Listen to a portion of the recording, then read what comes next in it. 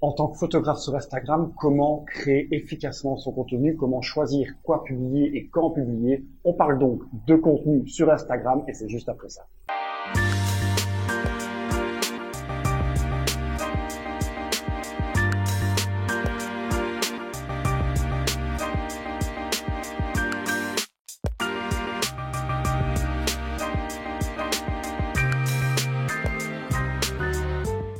Bonjour à tous, encore une fois, je suis ravi de vous retrouver sur cette chaîne où on va parler dans cette série donc de la vie de photographe ou de modèle photo sur Instagram. J'ai déjà fait un premier épisode sur cette série, je vous invite à aller le voir si vous ne l'avez pas encore consulté, où là je présentais vraiment la façon de créer le plus efficacement possible son compte de photographe sur Instagram. Aujourd'hui, c'est donc l'épisode 2 et dans l'épisode 2, on va parler contenu. Et justement, c'est le nœud du problème quand on est photographe ou modèle, c'est qu'on est créateur de contenu et un contenu qui est artistique. À la différence des influenceurs, que ce soit de mode ou de beauté, qui eux présentent un produit et donc tout l'attrait, c'est justement le produit qu'ils présentent et évidemment le talent avec lequel ils le présentent, on est bien d'accord, mais justement la qualité du contenu a un peu moins d'importance, ou en tout cas ce n'est pas ça l'élément accrocheur. Nous, les photographes ou les modèles photo, l'élément accrocheur doit être la photo en elle-même. Et c'est pour ça que sur une plateforme comme Instagram, c'est plus difficile de faire sa place ou de devenir un réel influenceur justement en tant que photographe. Je vais donc vous donner selon moi les trucs les plus importants à penser pour essayer de faire grandir sa communauté et avoir une communauté engageante. L'engagement, justement, c'est la clé sur Instagram. Il faut absolument que votre communauté s'engage sur vos posts, s'engage sur vos stories, commente, like. Évidemment, les nouveaux qui vous découvrent vous suivent, mais pas seulement vous suivre, s'engagent à chaque fois sur tout ce que vous publiez. Le taux d'engagement, on en parlera encore dans d'autres vidéos vraiment qui seront plus axées là-dessus, mais le taux d'engagement est très très important. Alors plus vous allez gagner des abonnés, plus votre taux d'engagement sera bas, c'est normal. Mais il ne faut pas descendre trop bas non plus. Généralement sur les gros comptes, on remarque qu'on est en dessous, donc vraiment les très très gros comptes, on remarque qu'on est en dessous d'1% de taux d'engagement et c'est déjà très bien. Et quand ils passent le %, c'est vraiment des gros influenceurs. Sur des comptes de plusieurs milliers d'abonnés, comme sur le mien, eh bien 2%, 2% et demi, c'est déjà très bien. Et quand on monte à 3 ou 4% d'engagement, on a déjà franchement quelque chose de très correct. Et sur les plus petits comptes, à moins de 1000 abonnés, là, vous devez franchement être au-dessus des 5-6%, voire parfois 10% pour vraiment être considéré que votre contenu est intéressant. Pourquoi? Parce que vu que vous avez moins d'abonnés, ceux qui vous suivent sont normalement les gens les plus intéressés, ce qu'on va appeler les fans. Et donc, eux, d'habitude, s'engagent le plus facilement et en tout cas sont le plus enclins à commenter et liker vos posts. Et donc, comme je le disais en introduction, le nœud du problème sur Instagram pour un photographe, c'est justement de se démarquer par la qualité de son contenu. Les gens qui vous suivent aiment la photo, mais ne suivent pas que vous, évidemment. Ils suivent une multitude de photographes dans la niche concernée. Si vous voulez savoir ce qu'est la niche, je vous invite encore une fois à aller voir la première vidéo sur photographe sur Instagram. C'est justement le type de photo que vous proposez, que ce soit du portrait, du paysage, du voyage, du nu, du boudoir, enfin bref, il y a plein de choses. Les gens qui vous suivent une multitude de photographes qui proposent le même type de contenu. L'important, bien évidemment, c'est de faire ce que vous aimez et donc de montrer aux gens ce que vous aimez. Mais Instagram, c'est un outil de publicité, ne l'oublions pas. C'est un outil vraiment pour vous faire connaître. Donc, il faut aussi aller dans le sens de ce que votre communauté attend. Pour ça, il suffit de vous inspirer. Allez voir un peu le type de photos qui fonctionnent toujours dans votre niche et dans ce que vous aimez. Donc, suivez des photographes que vous aimez, mais qui ont une énorme communauté. S'ils sont beaucoup suivis, c'est que leur contenu est en tout cas engageant. Et justement, inspirez-vous de ce type de photos. Je n'ai pas dit de copier. Attention, si vous copiez, ça va se voir et les gens vont se désintéresser parce qu'ils préféreront toujours l'original à la copie. Mais l'inspiration, c'est le style de photo qui fonctionne en ce moment. Et donc, plutôt le mood, comme on dit sur Instagram, et essayer de s'inspirer de ce style qui fonctionne. Alors, il y a plusieurs manières donc de s'inspirer. Comme je viens de le dire, c'est d'aller voir des photographes qui font le même type de photo que vous à des échelles beaucoup plus grandes au niveau de la communauté et de voir pourquoi ces photos fonctionnent mieux que d'autres et s'inspirer peut-être de certaines techniques qu'ils utilisent. Souvent, les grands photographes, en plus, sur Instagram ou les grands modèles, donnent 2-3 petits trucs, ils parlent de leur technique photo, inspirez-vous-en, c'est toujours bon à prendre. Et l'autre chose, c'est évidemment les hashtags. Alors évidemment, si on voit ici sur le smartphone, on peut donc aller visionner donc des photographes qui vous inspirent, comme je vous l'ai dit, et donc il y a évidemment les hashtags. On peut faire donc une recherche par hashtags. Si je mets par exemple portrait photo,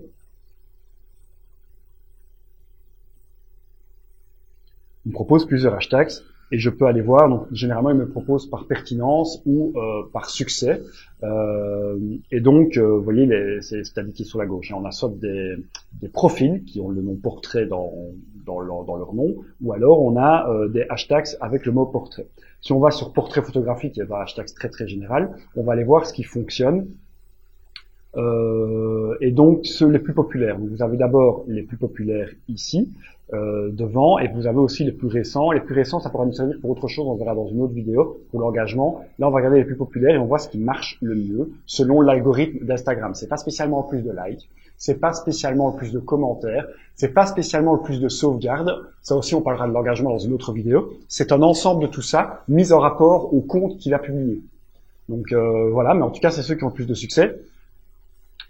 Donc voilà, on peut voir le type de portrait qui fonctionne. Et alors, le mieux, c'est d'aller voir plusieurs hashtags et de recouper, évidemment, parce que vous n'allez pas avoir que des portraits qui vous plaisent là-dedans. Donc après, je peux mettre portrait juste en tapant portrait et aller chercher les hashtags juste ici, vous voyez. Et là, on a par exemple portrait vision, qui est un hashtag énormément utilisé dans le domaine. Et là aussi, on voit le type de portrait qui fonctionne. Le but, bien évidemment, c'est de vous inspirer un maximum, et puis pas de reproduire, mais en tout cas peut-être de garder ça en tête quand vous allez aller faire vos photos. D'ailleurs, encore une chose, quand vous voyez un portrait qui vous plaît, imaginons, voilà, ça, ceci, c'est bien, j'ai envie de le refaire, par exemple, vous avez le petit drapeau ici pour le sauvegarder. Soit vous le sauvegardez bêtement en appuyant dessus, ça va être dans tous vos articles sauvegardés, mais après, il va falloir le retrouver. Ou alors, vous appuyez longtemps. Et là, vous avez vos différents dossiers. Ici, moi, j'ai aspiration portrait, j'ai aspiration intérieur, qui sont des portraits d'intérieur. J'ai l'aspiration chaussures, parce que je travaille pendant la semaine pour une marque de prêt-à-porter et de chaussures, et je fais beaucoup de photos de chaussures. Donc voilà, je m'inspire également. Et donc, je le classe dans un de mes dossiers. Et ce qui me permet, évidemment, de pouvoir après aller les retrouver, et puis pendant un shooting, tiens, qu'est-ce qu'on ferait bien, ou quand on a un peu épuisé toutes les idées avec le modèle, on va s'inspirer dans le dossier là-bas, et comme ça on sait qu'on est dans une mouvance, ou qu'on est en tout cas dans un style qui fonctionne en ce moment. Alors pour terminer aussi, ok, on a la tendance, ok, on a l'aspiration, mais quand on a fait la photo, il faut bien les sélectionner, privilégier la qualité tip-top quand vous êtes photographe. Pas publier pour publier, pas vous dire tiens aujourd'hui j'ai plus de photos en stock, tant pis je vais en prendre une ancienne, une vieille que je vais retoucher en 5 minutes et je vais la mettre. Ça risque de décevoir la communauté qui vous suit déjà et vous risquez de perdre des followers, ou alors, et en tout cas c'est sûr que ça ne va pas attirer les gens, donc dans les deux cas vous n'êtes pas gagnant. Si vous devez attendre 1 ou 2 jours avant de publier, on parlera de la fréquence un peu plus tard dans la vidéo, de la fréquence de publication, mais il vaut mieux attendre 1 ou 2 jours et remettre une photo de qualité et combler avec des stories pour que votre compte reste actif, que de publier tous les jours et avoir de la qualité en denti. La qualité, c'est hyper important quand on se déclare artiste sur Instagram, en photo en tout cas, que ce soit photographe ou modèle encore une fois, mais c'est très important en tout cas de proposer un contenu de qualité. Et je parle en connaissance de cause, puisque j'ai été pendant un petit temps très focus, il faut que je publie tous les jours, il faut que je sois régulier, et je me suis retrouvé parfois avec un manque de contenu, et donc en publiant des choses qui étaient peut-être un peu moins bonnes, je le sais, je l'ai remarqué, je l'ai vu dans mon engagement, donc j'ai fait cette erreur, donc ne la reproduisez pas.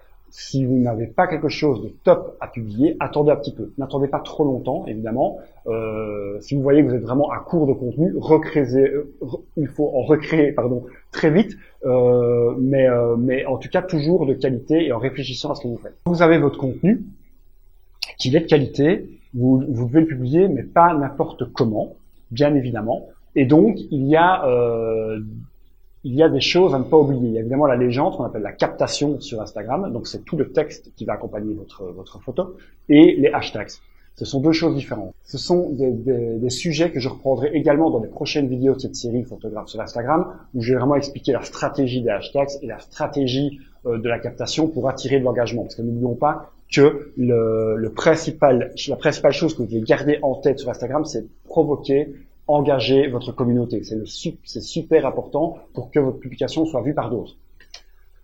Donc, toujours accompagner sa photo d'une légende, une légende plus ou moins accrocheuse. Alors, qu'est-ce que j'entends par légende accrocheuse? Soit de vous raconter une anecdote. Et en fait, plus les gens vont passer du temps sur votre post, plus également ça va créer de l'engagement, et en tout cas, l'algorithme va aimer que les gens restent plus longtemps sur votre post.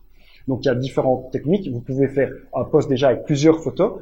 Les gens vont swiper sur la droite pour voir les différentes photos. Et donc dans la légende, vous pouvez leur demander, tiens, quel est votre préféré? Ce qui va créer du commentaire, par exemple. Et donc les gens sont restés le plus longtemps. Ou alors vous racontez une histoire qui est intéressante avec les deux premières phrases, les deux premières lignes qui sont très accrocheuses. Pourquoi? Parce que c'est ces deux lignes-là que les gens voient d'abord. Et il doit appuyer sur lire plus pour lire le reste. Si les deux premières lignes ne sont pas accrocheuses, ils n'appuieront pas sur lire plus.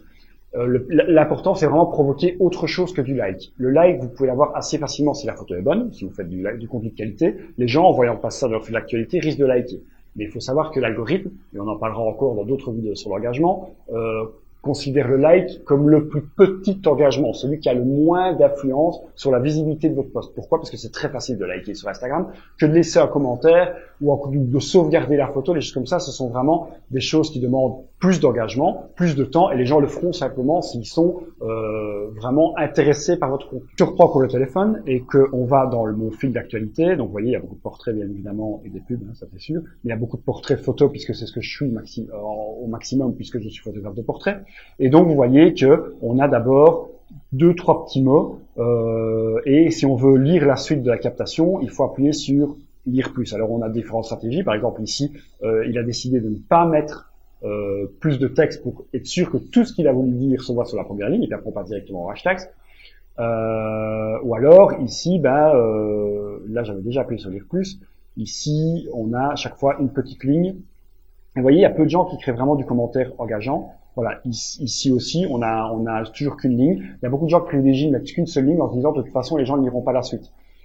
Sachez que si les gens passent plus de temps sur une publication, elle sera plus vue. Donc n'hésitez pas à mettre un texte un peu plus important. On va d'ailleurs voir sur mes publications comment moi je fonctionne. Donc si je prends une publication ici, je mets d'abord une première phrase avec généralement un hashtag dedans, c'est bien, ça crée de l'engagement hashtag, on en parlera aussi dans une autre vidéo. Et puis après, quand on appuie sur suite, je crée un petit texte où j'ai pris la photo, des choses comme ça, et où je raconte un peu l'histoire de cette photo. Ça n'intéresse pas tout le monde. Bien sûr que 99% de votre communauté ne va peut-être pas lire, mais ce 1% qui le lira va s'engager, et c'est ça qui est important.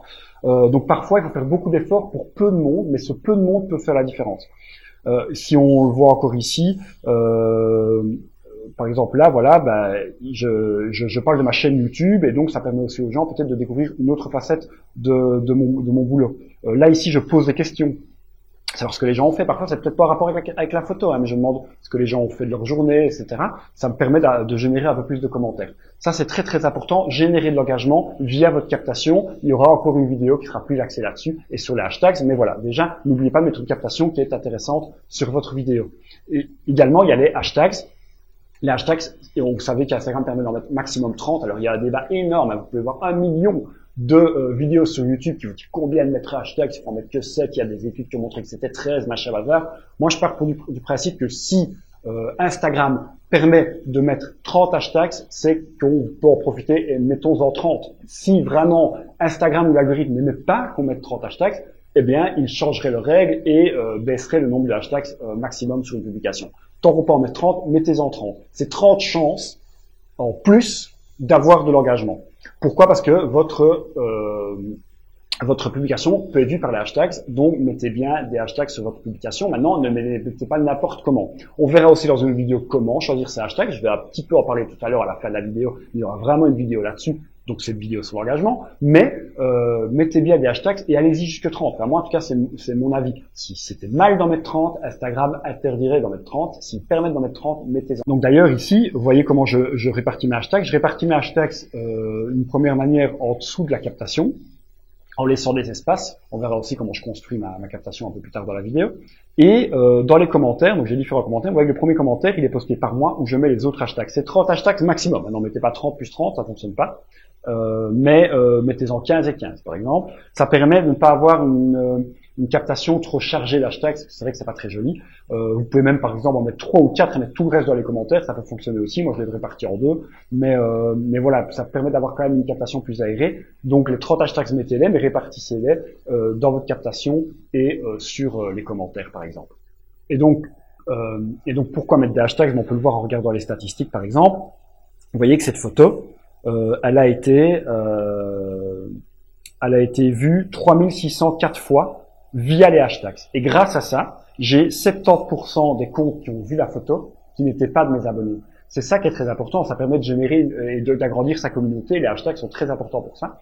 Il y a d'autres choses qui sont importantes, on le verra aussi au fur et à mesure des vidéos, mais vous voyez que quand on choisit bien ces hashtags qui sont pertinents selon le compte que vous avez, ça aussi sera le sujet d'une prochaine vidéo, eh bien vous voyez qu'on peut générer des milliers de personnes en plus qui ne vous connaissaient pas et qui vont découvrir votre travail grâce aux hashtags. Donc c'est très très important d'en mettre.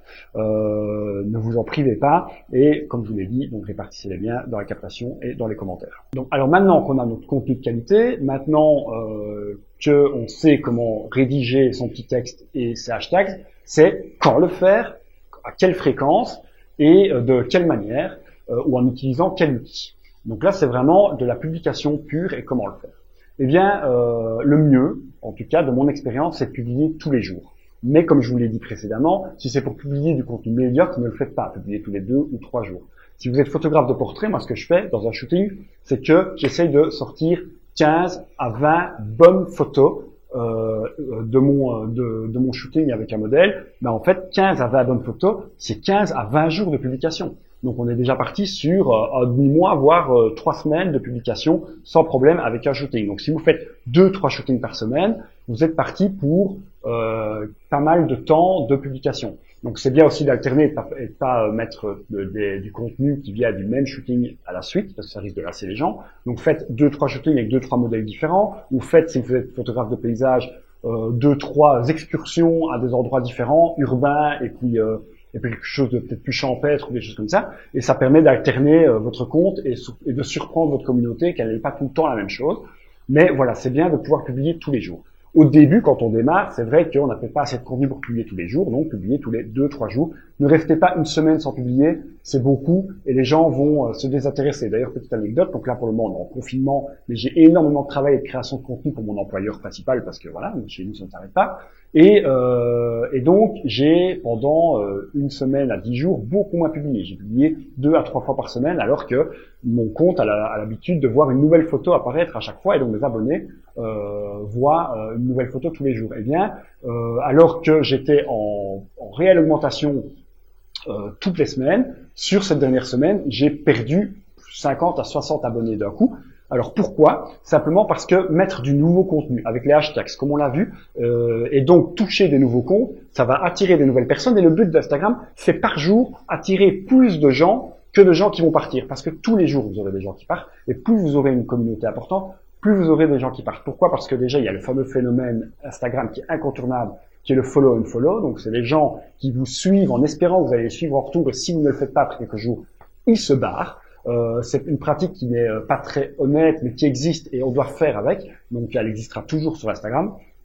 Et donc on a des gens qui vont partir à chaque fois, tout le temps. En plus, si vous publiez moins souvent, on a des gens aussi qui vont partir parce que le compte est mort et ils préfèrent alors s'abonner à d'autres personnes pour ne pas être abonné à trop de gens et à trop de comptes inactifs. Donc soyez toujours actifs, puisque vous allez perdre des gens tous les jours, c'est sûr. Il faut absolument attirer plus de gens que ce que vous allez en perdre pour que votre compte continue à progresser et le monde attire le monde. Donc n'hésitez absolument pas à publier le plus souvent possible selon la qualité de vos contenus et le nombre de contenus disponibles, bien entendu. Donc comme je vous l'ai dit, si vous avez par exemple 10 photos à publier, ça vous fait une grosse semaine, eh bien il faut les prévoir. Alors moi ce que je fais généralement, c'est que le week-end, je prévois mes publications pour toute la semaine via un outil qui s'appelle later.com. Donc c'est un site internet, vous payez un abonnement, donc c'est payant, et ça permet de pouvoir publier à l'avance ces publications, de les programmer, avec, vous pouvez choisir l'heure, etc. Ça fonctionne sur un type de calendrier, vous placez votre photo que vous désirez. Alors ce qui est génial avec Later, c'est que vous pouvez déjà votre fameuse captation, votre légende, l'écrire sur un vrai clavier, et ça permet de mettre des espaces, d'avoir quelque chose de beaucoup plus aéré que sur le téléphone. Ça c'est bien.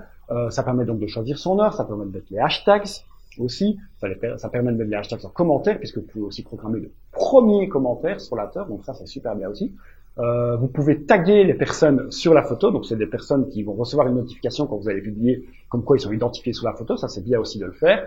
Ça permet d'attirer, donc moi je mets souvent évidemment le modèle, je me mets moi, parce que si des gens qui découvrent la photo de leur fil d'actualité, qui ne me suivent pas encore, en appuyant sur la photo, ils vont voir le nom de mon compte. Et puis je mets le nom de gros comptes, généralement des comptes de feature account, on en parlera aussi dans une autre vidéo, c'est des comptes qui partagent vos contenus et qui permettent d'être plus vus. Donc je les mets pour attirer un peu l'attention sur ma photo. Ça, on sait le faire sur l'auteur aussi, à l'avance. On sait mettre aussi le lieu, c'est important parce que certaines personnes vont découvrir votre travail par le lieu. Si vous avez fait votre photo à Bruxelles, par exemple, et qu'ils font une recherche sur Bruxelles, peut-être que dans la page de lieu Bruxelles, ils vont découvrir votre photo. Donc c'est important de mettre un lieu également. Utilisez vraiment tout ce qu'Instagram vous offre pour être vu. N'hésitez pas. Et donc l'auteur permet de faire tout ça. Donc ça, c'est bien. Et en plus, ils ont un super outil d'analyse. On voit vraiment où se trouve sa communauté, à quelle heure elle est disponible, parce que ça, c'est très important. Donc, vous devez choisir l'heure à laquelle vous publiez. Et moi, je prends toujours l'heure d'amorçage pour publier. Donc, c'est pas l'heure à laquelle il y a le plus de monde. Je prends l'heure à laquelle il y a le plus de monde et je fais une demi-heure juste avant. Pourquoi? Parce que ça permet, quand les gens se connectent, un maximum de gens se connectent, la photo est déjà lancée et comme ça, je suis sûr de ne pas les rater. Et j'ai vu que ça fonctionnait bien. Généralement, la première heure d'engagement est très importante sur Instagram, donc ne publiez pas une heure avant votre heure de pic, mais 20 minutes, un quart d'heure ou une demi-heure avant, c'est bien. Et ça, l'auteur va vous montrer quand vos abonnés sont les plus actifs sur Instagram, à quelle heure, et donc n'hésitez pas à utiliser ces données pour publier et programmer l'heure de publication. Et donc voilà, donc l'auteur permet de tout faire à l'avance. Ça, c'est bien. Il permet aussi de programmer vos stories. Ça, ce sera pas un post automatique, mais il vous enverra une notification au moment de la publier. Donc ça, c'est bien aussi. Et donc, c'est un outil qui est vraiment très précieux et le outil d'analyse est vraiment très, très bien fait. Puis de temps en temps, il vous envoie aussi des petits trucs et astuces de publication. Et une dernière chose aussi, sur l'auteur, il vous propose des hashtags. Donc ça, c'est bien aussi. Vous allez mettre un hashtag engageant qui correspond à votre photo. Vous allez lui proposer et l'auteur va vous proposer des hashtags connexes, des hashtags qui ressemblent, synonymes, pour pouvoir les mettre, parce que parfois on ne sait plus très bien quoi mettre comme hashtag, donc il vous aide à le faire. Alors ça, c'est un outil qui est payant, mais qui est hyper complet. Si vous voulez utiliser un outil gratuit, si vous êtes par exemple dans un compte créateur, comme je vous ai conseillé de le faire dans la première vidéo, n'oubliez pas, mais l'auteur ne fonctionne vraiment pleinement qu'avec un compte professionnel, pas encore, j'espère que ça va changer avec un compte créateur, c'est pour ça d'ailleurs que je suis sur un compte professionnel encore pour le moment. Mais si vous êtes sur un compte créateur, vous pouvez utiliser Creator Studio de Facebook, qui est l'outil de publication officiel qui fonctionne pour les comptes professionnels et les comptes créateurs. Vous pouvez faire la même chose avec l'auteur, mais c'est gratuit. Alors pourquoi est-ce que je ne l'utilise pas? Pour deux raisons. La première, c'est que j'ai l'impression, mais je dois vraiment regarder, donc je prends des pincettes, mais j'ai l'impression que mon image, qui compresse un peu plus, et mon image est de moins bonne qualité quand elle est publiée par Creator Studio que par l'auteur. Donc voilà pourquoi je préfère continuer avec l'auteur pour le moment. Et la deuxième chose, c'est que l'outil d'analyse est un petit peu moins complet, voire beaucoup moins complet sur Creator Studio que sur Later. Et donc j'ai un peu moins d'informations sur ma communauté et quand publier, etc. C'est un petit peu moins précis. Voilà, ça me plaît un petit peu moins. Et alors la dernière chose aussi, c'est qu'on ne sait pas identifier les gens sur la publication avec Creator Studio. Donc ça, c'est un peu embêtant également, alors qu'on sait le faire sur Later. C'est peut-être des mises à jour qui vont arriver. Donc, si à un moment, Creator Studio propose la même chose que Later, je vais pas payer pour faire plaisir, mais bon, pour le moment, je paye pour un service qui me plaît. D'autant plus que merci les gars de Later, mais ils ont suspendu mon paiement d'abonnement pendant le temps du confinement parce qu'ils comprennent bien que nous, les photographes, on a moins de travail et moins de rentrée d'argent, comme beaucoup de gens, comme tout le monde pour le moment, puisqu'on est bloqué à la maison. Et donc, pour le moment, je ne paye pas Later, et ça, merci beaucoup à Later, ça c'est super, c'est un super geste de leur part. Donc voilà comment je publie grâce à un logiciel comme Later et donc à pouvoir programmer une semaine à l'avance. Alors pourquoi ça me permet de me libérer du temps déjà, et de ne pas penser à ma publication tous les jours, et donc de penser plutôt à mon activité de photographe vraiment la journée, puisque je sais que ma publication est déjà prévue. Par contre, c'est bien de rester en contact plus direct avec votre communauté tous les jours. Et donc, pour rester en contact avec eux, il y a les stories. Alors les stories, elles peuvent franchement être moins léchées, moins propres que vos publications. Elles sont vraiment là pour parler directement à votre communauté. Donc n'hésitez pas à en faire un maximum. Là, vous pouvez en faire même 20 par jour, c'est bien. Que les gens voient tout le temps que vous êtes actifs. Ça peut me permettre de montrer, par exemple, l'intérieur d'un shooting, comment ça se passe. Donc, 2-3 trucs drôles. Si vous avez repéré un truc marrant dans la rue, vous pouvez aussi le faire. Ça permet, en fait, d'humaniser votre compte et que c'est pas juste un compte froid d'un photographe que personne ne connaît ou à quelqu'un qui n'ont même jamais vu votre visage. L'important, c'est vraiment que les gens puissent s'identifier et surtout voir qui vous êtes et après apprendre à vous connaître. Alors attention, hein, ça reste un compte de photographe, donc gardez toujours quand même un lien avec ça. Vous n'êtes pas, c'est pas un compte privé, donc vous n'êtes pas obligé non plus de rentrer dans votre intimité. Si vous voulez le faire, vous pouvez. Mais c'est quand même bien de temps en temps mettre un peu d'humour ou de partager un truc qui vous a fait rire sur les réseaux sociaux ou même faire une petite vidéo où vous adressez directement à votre communauté. Je sais que ça marche bien, à chaque fois que je le fais, ça fonctionne très bien. Et en plus, je vous le dis, alors que moi, je ne le fais pas assez. Je dois vraiment me faire violence pour le faire. Et pourtant, je sais que ça fonctionne. Donc, faites-le, si vous avez facile à y penser. En fait, moi, simplement, j'oublie. Je ne me dis pas, tiens, quand je vois quelque chose de sympa, tiens, je ferai bien une story pour le partager. Il y a des gens, ça leur vient naturellement. Si vous, c'est le cas, faites-le. Moi, je dois franchement y penser pour le faire. Et c'est dommage parce que c'est vraiment un acte manqué. Il faut vraiment le faire un maximum et ça va, vous allez voir, exploser. En tout cas, ça va un peu donner d'attachement à votre communauté vis-à-vis de vous et donc de votre compte, parce que si vous trouvez sympathique, ils iront voir plus facilement votre contenu et puis ils s'engageront plus facilement avec vos posts.